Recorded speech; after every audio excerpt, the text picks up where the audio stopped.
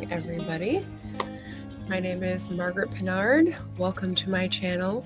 You're on BookTube.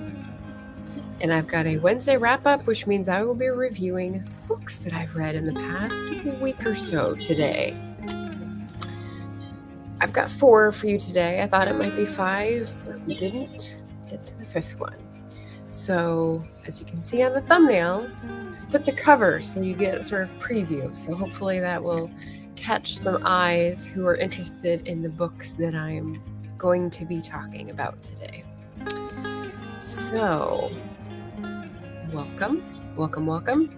It's a grab bag. I know I'm participating in a readathon this month, PeopleApril, but I just am an eclectic reader. What can I say?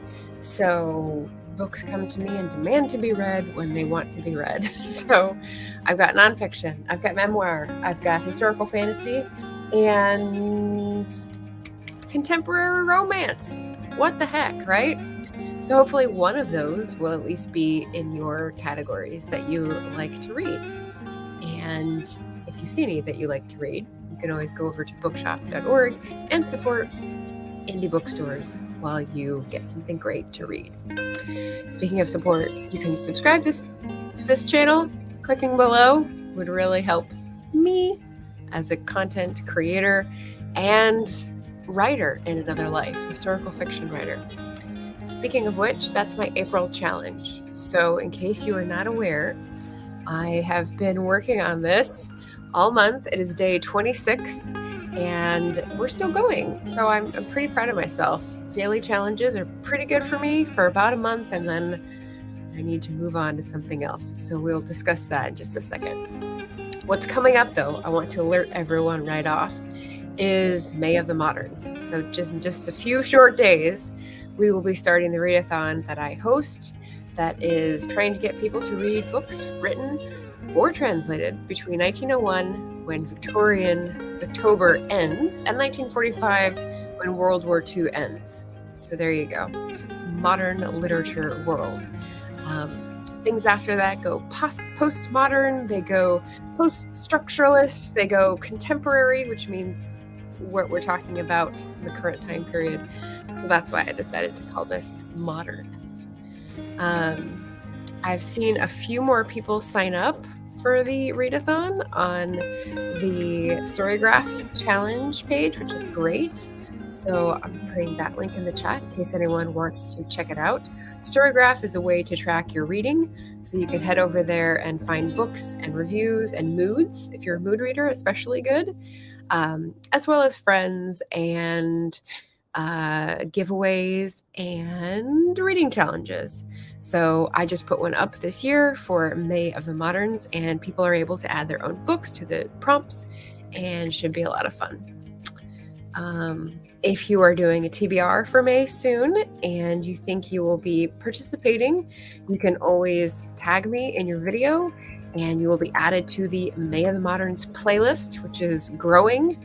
So I've popped that in the chat as well. If anyone is interested, you will get to see who is participating as well as being featured in the playlist. So that's pretty great. If you're wondering where you find those books, that's easy.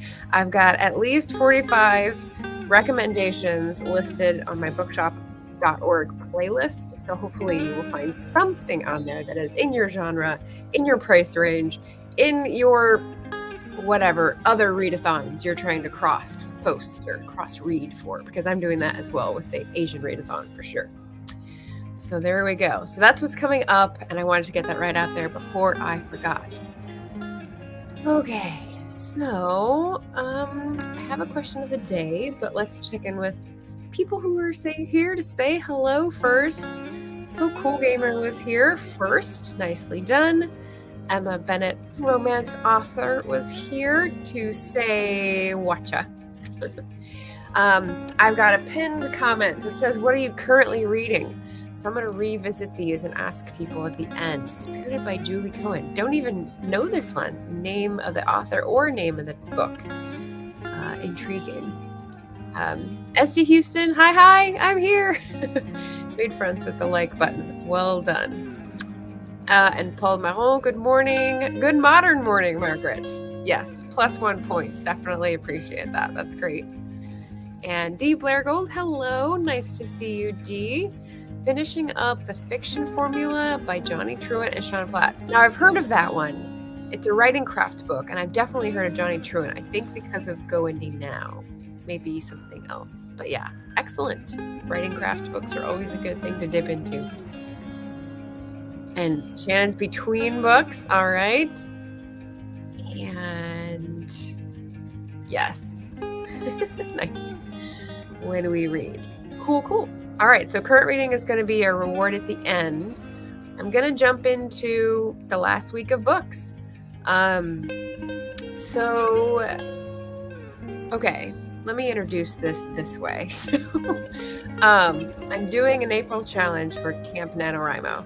And the challenge, the adaptation for camp, is that I've gone through 4 or 5 different historical resource books and drawn out historical moments that are fascinating, that contain some sort of spark of interest, either for a starting point for a scene, a short story, a novel. There's something in there and it could grow. So I'm kind of like giving it a little shelter, blowing on the spark and seeing if it has any legs, to mix metaphors. So one of the books that I've been doing that for, and this is the playlist for all the shorts that I've made recording myself doing those writing challenges every day of April, is this one, which looks rather dry. Tua Ish Taierna, Tenants and Landlords. And I'm sure I didn't pronounce it exactly right, but it's approximate in Gaelic. So this is edited by Donald E. Meek, published by the Scottish Academic Press for the Scottish Gaelic Texts Society. 1990s era. But yeah, this isn't a good week for covers. So yeah. But it took me a while. It took me about a month to get through the whole thing. There's an extensive introduction. There's the whole section of Gaelic texts of poetry and song. And basically, they took 1840s to 1880s and looked at newspapers that were publishing Gaelic poetry about the relationship between tenants and landlords. And if you think that's dry, you would be wrong, because it was fascinating. The introduction gives a lot of hints as to how the conflicts were linked and, the reputations of the people who were writing them, or the guesses as to who were writing these poems, and the context of newspapers and poetry and satire and, calling back and forth. Pretty interesting.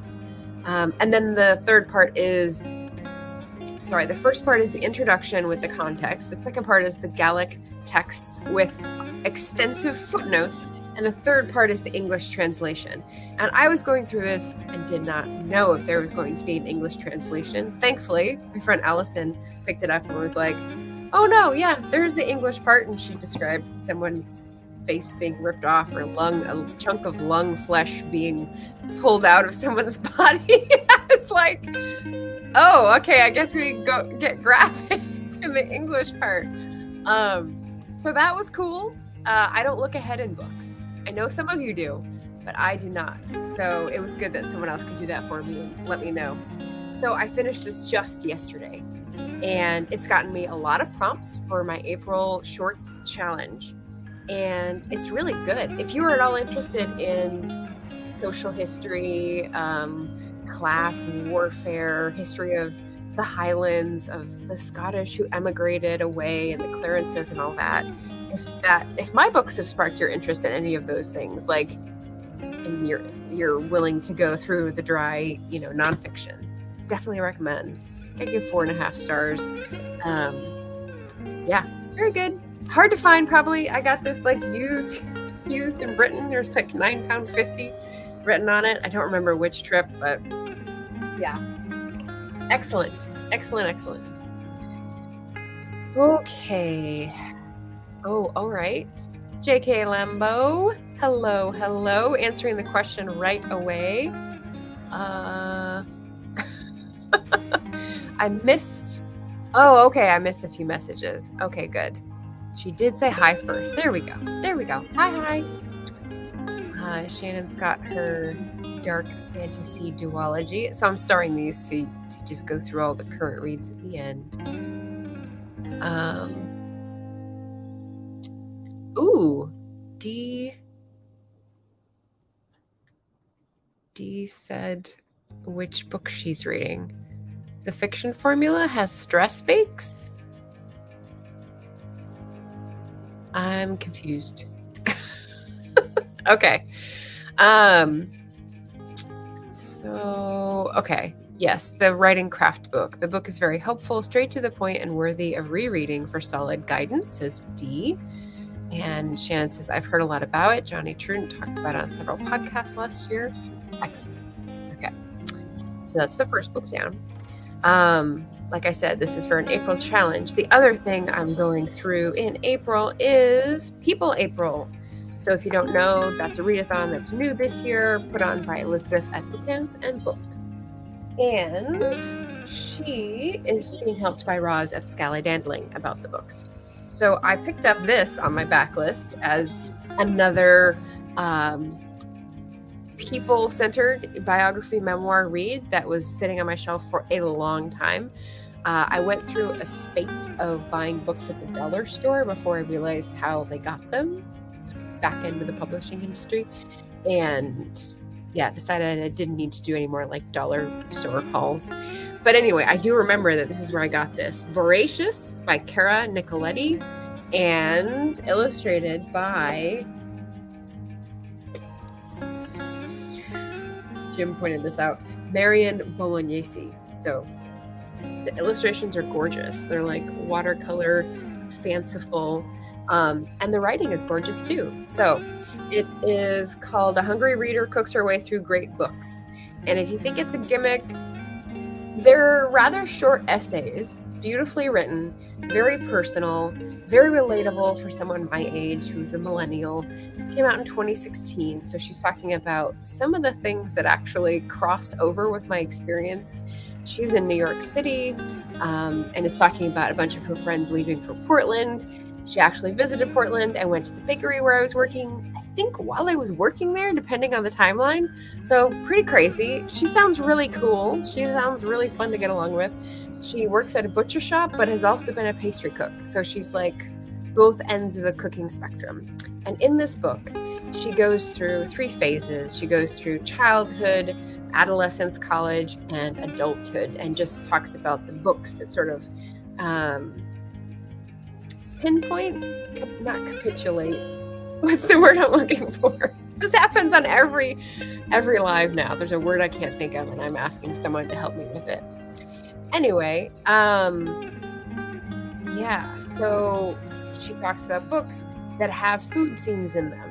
And either she uses a recipe for the exact food that is described, or she makes something up from sort of mashing together things in a few instances.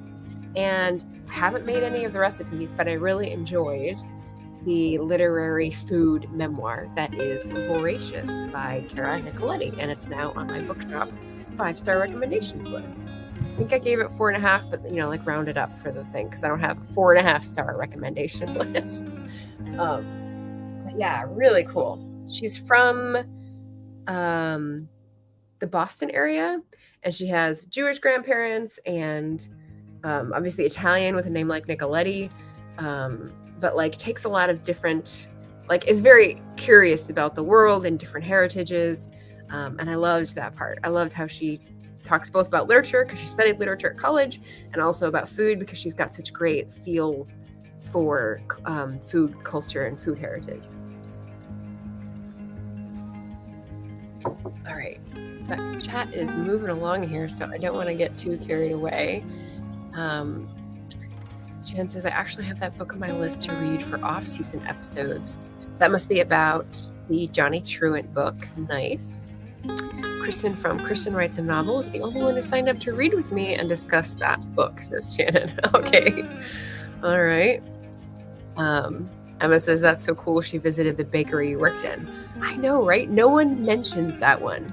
A lot of people mention Voodoo Donuts when they come to Portland, which is like, it's got an interesting, let's say, 12th house of astrology vibe. but no one mentioned skins, so that was pretty cool. Shannon says, I'm taking you on the road with me to my doctor appointment. May not be able to add to the chat from here. Oh, well, I hope your back is feeling better and you're in good recovery and the appointment goes well. Yeah. Emma seconds my hope it goes well. Or I seconded hers time-wise. Anyway. Okay, so that was Voracious. Next we have the Patreon book club pick for April. And this does have good cover game. The Library of Legends by Janie Chang. That really pretty, like, embroidery looking work over pink and blue sky and the mountains, and basically heading inland in China. I'm sad to say it was a little lackluster. So we had our discussion offline on Sunday. We're calling it the Backstage Book Club. I'm calling it the Backstage Book Club because it's offline. And we were really looking for more, like character development, setting description, higher stakes, tension a little tighter. It came across kind of bland and very simplistic, so almost like it was written for a young adult audience. And I found someone in a review on Storygraph actually say the same thing.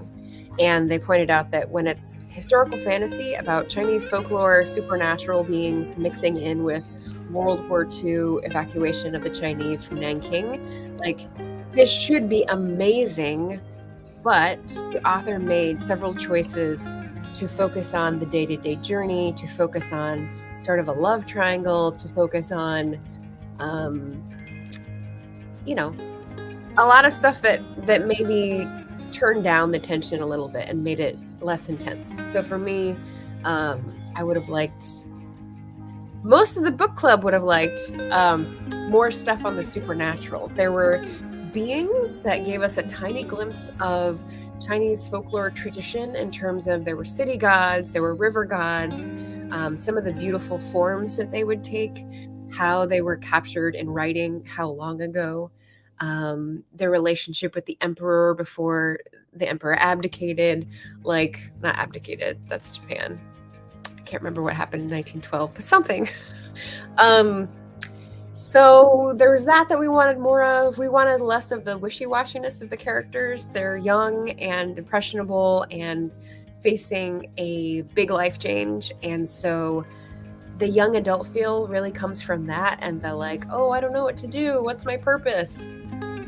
Whereas you would think they would grow a little faster or, show that a little bit more on the page. So little lackluster. I'd still give it like 3.25 stars because I liked the humor in it. I liked several of the characters, their function towards the tale. I liked learning about the folklore part and the gods in Chinese mythology that were mentioned. One particular story is highlighted throughout the book, the Willow Star and the Prince, which is neat. But I would have liked a better solution to the triangle and more agency by the end for these young characters. So glad I read it. Historical fantasy. If you want an easy read, if you want a little bit of magic and nothing graphic, then this might be good for you. So there we go. Okay, third book. All right. And then last book. I know, such a pretty book though. Last book I need overlay. All right. So I listened to this one. The square indicates that it is a Libro.fm audiobook. We love Libro.fm. Sorry, anyone outside the US. This is a new release called The Lonely Hearts Book Club by Lucy Gilmore. Okay, so we had the Library of Legends. That was about a library in the sense that they were trying to safeguard books that contain the legends from hundreds of years ago from falling into the hands of the Japanese occupiers during World War II. This is also about a library, sort of. It's about a librarian, and she's the central character. there's multiple points of view. So if you are someone who's writing that or who likes that, pay attention. She's very reserved. She's had some trauma, some heartbreak, some grief, and she's very anxious and sort of missing out on life. So it's sort of a classic tale about someone who is too scared to go out and live life and stumbles into a relationship with someone, and it's like grumpy sunshine, but it's not a romantic relationship, it's a friendship. And this friendship starts to gather other friends into the circle until there's like 5 or 6, and they're all there for different reasons in this book club. So first they read, what's the first book? They read The Joy Luck Club, and then, oh shoot, I can't remember what the middle one is. And then the third one is Anne of Green Gables. So it's interesting. It's contemporary romance, which isn't something I go to very often. It felt a bit long to me. That might be because you had to orient yourself in the 5 different points of view characters because we switched. One of the major issues I had, why it was not tempting to keep going, was the narration. The narrator really turns on the cheese, I guess, when it comes to talking with the old man voice. So the grumpy is an old man, and there's no cursing, which is weird to me, even if it is Idaho, and it's like really talking like that. And I was just like, you're gonna do this for the whole book? They did it for the whole book, all 11 hours. So that was kind of hard. And Mateo's voice was weird. There was just some interesting choices made with the narration voices. But the story was good. It's a little sappy at the ending, but the story had some good bones. Woman who's afraid to live life, is going to settle for a fiance, stumbles into this friendship, risks her job, loses her job to take care of him, and eventually has to confront the consequences of her choices. But now she's got these friends around her who are ready to fight for her and each other. And so that's pretty great. A little bit of a Care Bear Club at the end. So maybe save this one for the book. But yeah, Lonely Hearts Book Club. I didn't put up banners for any of the books that I reviewed, which I prepared. Great. So I'll just quickly run through them. We've been through Land Rights, Policy, History, Poetry, Activism. That was 4.5 stars. Memoir, Literary, Food, 4.5 rounded up to 5. Historical, Fantasy, Romance, Folklore, Water Dragon emoji, 3.25. And Contemporary Romance, Librarian, 3.5. So good, but some issues. Okay, so I'm through the books, and I was going to talk about current reads. So before I forget, though, let me advertise Final Friday Productivity Sprint. So the next time I'm online is going to be Friday, 9 to 11 Pacific time for a productivity sprint. And then if you are doing Camp Nano, we have a write-a-thon on Saturday. So I've got this playlist that is 12 hours of motivation. It hops from 4 different locations, 4 different channels and time zones. So I hope you are ready for that madness. It's called the Pass the Pen Relay and Writing Relay, and we're very excited. Some of the participants are in the chat. So raise your hands, take a bow, and, get on your marks. Get set. Be ready for Saturday. So that's the news. I just want to make sure to get that out and in the chat. And then current reads. Yeah, Emma's point, a bad narrator can really ruin a book. Emma, are any of your books on audio? I don't think I saw that, but let me know. Ooh, okay, so let me go to the start. So Emma is reading Spirited by Julie Cohen, and I didn't see any follow-up about what that is about. Is it a romance? Is it something different? Is it research for your books or something different? Let us know. D is finishing up The Fiction Formula by Johnny Truant and Sean Platt, which is a writing craft book that she really recommends, even to be reread, which is high praise. Joanne is currently reading The Hate Each Other by Amanda Woody. Oh, maybe this is the one. This is the discussion I didn't get because I didn't read this comment. I just started.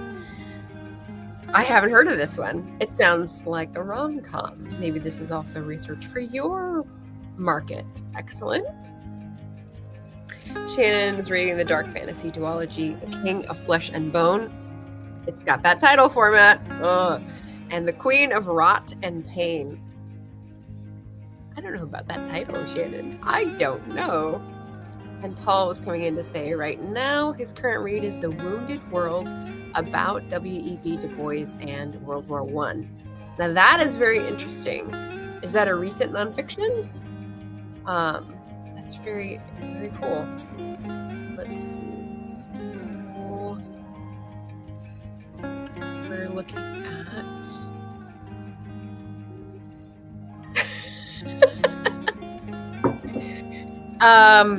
Is there something before this that I missed? No. Okay. Yes, so Shannon's cueing me behind the scenes. May 1st, we have an AWC live. So this is the next installment of updates.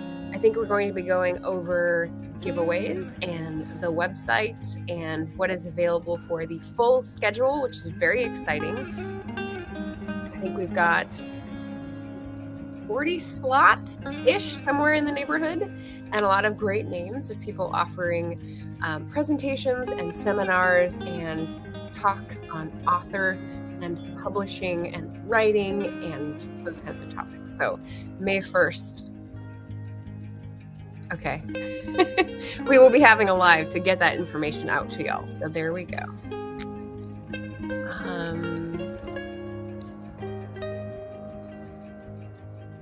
I'm not going to be online tomorrow. It's going to be...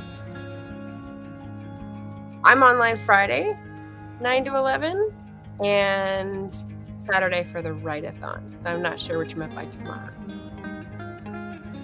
Hi, Amanda. Hello. Welcome, welcome. Paget just popping in to say hi and boop the like button. Thank you, thank you. Just released earlier in April. Okay. Nice. New nonfiction. Excellent. And Spirited is historical fiction set in Victorian England and India. I should hear about this, especially if you like it. Let me know. Amanda says, I was reading some nostalgic books from my teen years as inspiration for my current work and project progress, but I'm taking a break while I get some medical stuff taken care of. Gotcha. Daily migraines makes it hard to focus on a book. Yes, I can understand that. And actually, one of my current reads, ta-da, Lady Violet Investigates by Grace Burrows, a new favorite historical romance author. Historical romance mystery. So if you like all three, this is so good. So good. So she's Regency with this series, and she's talking about getting megrims. So apparently that's what they called them. And I've heard it before, but she mentions it several times, so it was reminding me that's what they used to call migraines. Oh, les migraines. I thought that was kind of neat. She has a lot of great historical detail that she just drops in seamlessly. So I don't know if this is a pen name or what, but I didn't learn about her until late last year. And so she's got a bunch of books. And I started with like the fourth one in the series because that's what I found in physical form. And then I found this on ebook and Kobo or whatever. So like I've got a lot of backlist to read, which makes me very happy. So I'm like halfway through this. It's really good. I know some of what happens because I started with book 4, but it's okay. It's all right. It's still enjoyable. Other current reads include my last one for PeopleApril. It's Traveling with Pomegranates by Sue Monk Kidd and Ann Kidd Taylor. So mother-daughter duo writing. I just read the first chapter by the mother, and it's amazing. starting off really strong. They're in Greece. She's going on this trip for her 50th birthday and her daughter's graduation present from college. And it reads like my own journal, like the things she thinks about. It's almost creepy. But Sumont Kidd is the author of The Secret Life of Bees. So she's got a solid winner under her belt. And I loved that book. So, heavy subject matter, but like really well written. So sorry I've water damaged this book, but I'm going to read it anyway. So that's a current read, just started. And, I have one thing to recommend to you guys. Yes, no worries, Amanda. Oh, Emma says it's very good. Lesbians, forbidden love, and mesmerism. What's not to love? Yeah, spirited. I figure there might be spiritualism in there. I love it. I put mesmerism and not spiritualism, but I had that in the background as like an 1880s thing in my first book, my mystery.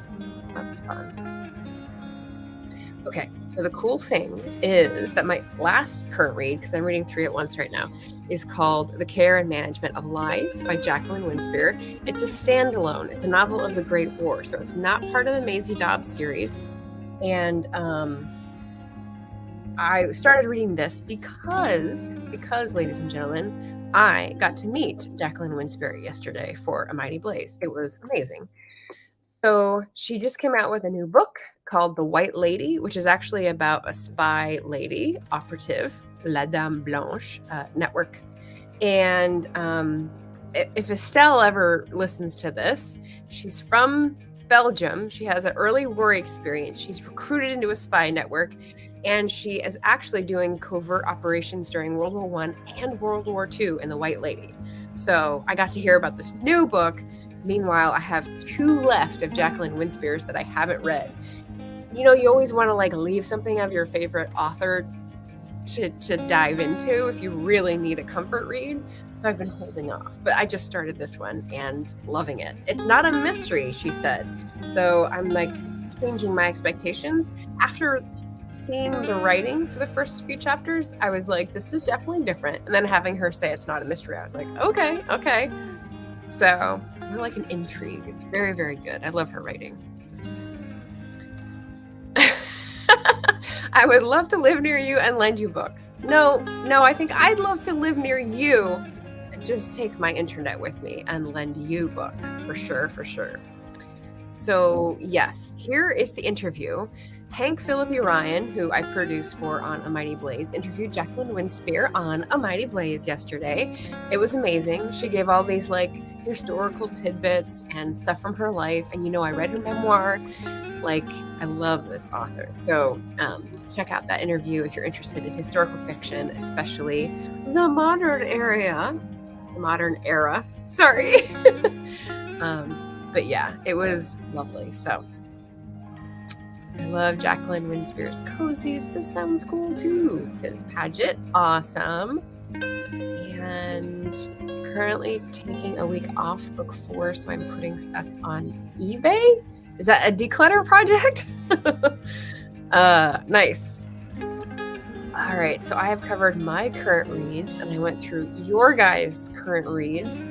The only other reminders I had were, if you're looking for an excuse to read my Remnant series of historical fiction, Berna of Berna's Bookish Adventures is doing a read-along, so you could have someone to discuss the books with. The Keening is my favorite book, so time to jump on that train right now. And the only other thing is all those recommendations for May of the Moderns are on my bookshop list. So go explore, splurge, treat yourself. It is Independent Bookstore Day this Saturday, the 29th, while I'm doing a write-a-thon. So my write-a-thon ends at 6 p.m. So sometime during someone else's relay stint, I'm going to have to run out and buy some books at an indie bookstore, because that is something you got to do every indie bookstore day, last Saturday in April. But yeah, I hope everyone has some kind of plan, because that'd be fun. that is all I have for you guys today. How did I do? I was going to say I just got back from a lovely weekend for my birthday. I got some Central Oregon sunshine.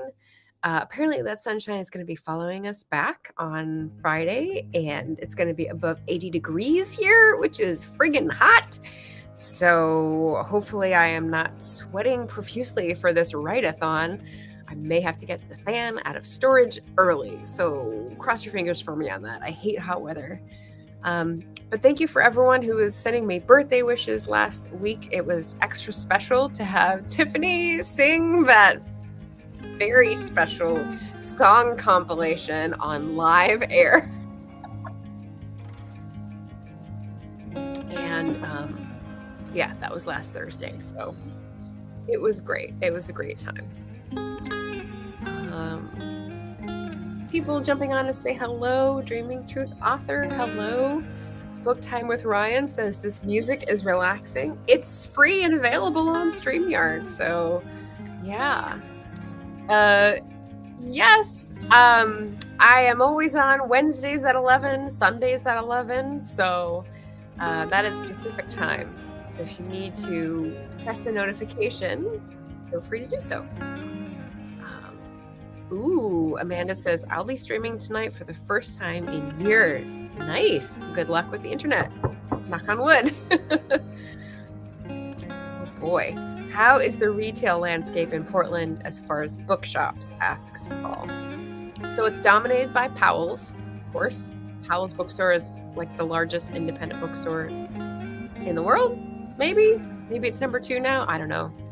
But there are also lots of small bookstores. I generally patronize a used bookstore called Backstory Books, and I have lots of credit there, so that's obviously the most attractive for my budget. But I just went to Two Rivers Bookstore, and there's Revolutions, which is like labor, radical right, radical left. Sorry. Cool stuff, pamphlets, all that kind of stuff. And got a book there. And so yeah, there's lots of stuff on the east side. There's a couple of different branches of Powell's. There's Broadway books. There's, the bookstore I used to work that closed. It's still online. So I think there's definitely space for lots of niches. That's what I'll say is how is the retail landscape? But rent is high. So that makes it hard to make it in a bookstore profit margin. Yeah. Amanda says, hey, I used to live in Oregon. Nice. Happy belated. Thank you. Amanda is streaming 8 p.m. Eastern, so 5 p.m. my time. So in about 5 hours and 10 minutes. So hopefully you get some rest and some darkness before you have to go on air. Very exciting. All right.